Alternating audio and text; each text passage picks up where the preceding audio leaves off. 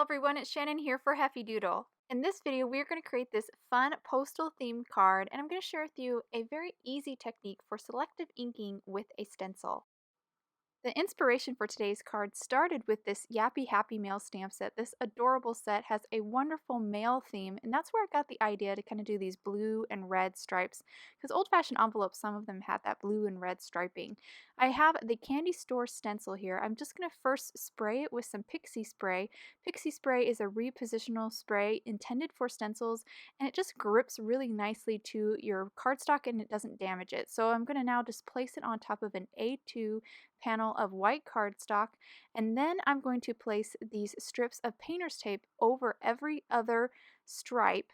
The painter's tape started out as 1 inch and I just cut it in half, so these strips are about 1/2 inch, and this is just going to protect every other stripe. So after I blend these stripes with red, I'll then blend all the masked ones with the blue ink, and this ink is a Pinkfresh ink. It is called Passion Fruit, and I am ink blending a little bit of a gradation. It's kind of hard to tell, but I'm trying to keep all the edges a little bit darker and the center a little bit lighter, but overall it does look a little bit flat, so you don't really need to bother with this step. Once I finish ink blending with the red, I'll then remove the painter's tape, place them to the side, and then I'll remove the stencil, and I'm going to put my panel aside, and now I'm going to clean the stencil and all the painter's tape with a baby wipe. I'm going to reuse this painter's tape for my blue stripes, so I'll make sure I get all of that red ink off, because if there's any ink on that painter's tape, my little blending tool is going to pick it up and my blue will suddenly be much more purple because of the red. Will pick up some of that red ink left on the painter's tape. So I just repositioned my stencil, then placed my tape back on top, but this time on top of the red stripes to protect them, and now I'm ink blending with my blue, and this blue is Seaside.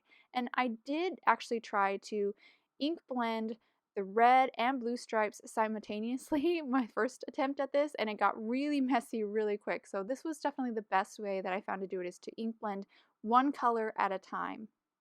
Now that I finished ink blending my background panel, I went ahead and die cut it with the largest die from the Skinny Imperial Rectangles frame die set. I also used that same die and die cut a piece of white craft foam out. I left the little skinny frame inside of the negative piece here. That just keeps it in the right shape. And then I'll add some liquid glue to the craft foam, then stick down my striped cardstock frame right on top. I'm going to let those dry, and I went ahead and stamped some images from the Yappy Happy Mail stamp set in Memento Tuxedo Black. This is a Copic friendly ink, and I'm now going to Copic color all these images. The Copic markers I'm using are on screen so you can follow along. My basic method for Copic coloring is I start with my lightest and then I work my way down through my markers till I get to my darkest shade. Once I've reached my darkest shade, I'll then work my way back up to my lightest shade, and that will just kind of make a nice gradation with my Copics. And I'm just going to finish up here with this mailbox and then color it a really kind of dark blue. This is my darkest shade. After I finish that, I'll go back through. That's my medium shade, and then I'll finish with my lightest shade and just kind of blend it all out again, just to kind of make a nice smooth gradation with my markers. Since I finished Copic coloring, I went ahead and die cut all of my images out with the matching dies. And now I'm going to move on to my sentiment. I went ahead and die cut 2 banners using the curved banner die, and I kept the negative that I die cut them out and popped that into my MISTI. Then I popped the banners back in, and now I'm positioning some sentiments from the Roundabout sentiment stamp set in those banners. Once I got them in the right position, I then picked them up with my MISTI, then inked them up with Memento Tuxedo Black, and then just stamped them on the banners. This was the easiest way I found to kind of make sure my sentiments were perfectly aligned in the right spot in the banners. Now that my craft foam frame and my cardstock frame have dried, I'm now going to peel off the negative pieces. I just started with the outer negative piece, just remove that. Now I'm going to carefully remove the inner negative piece.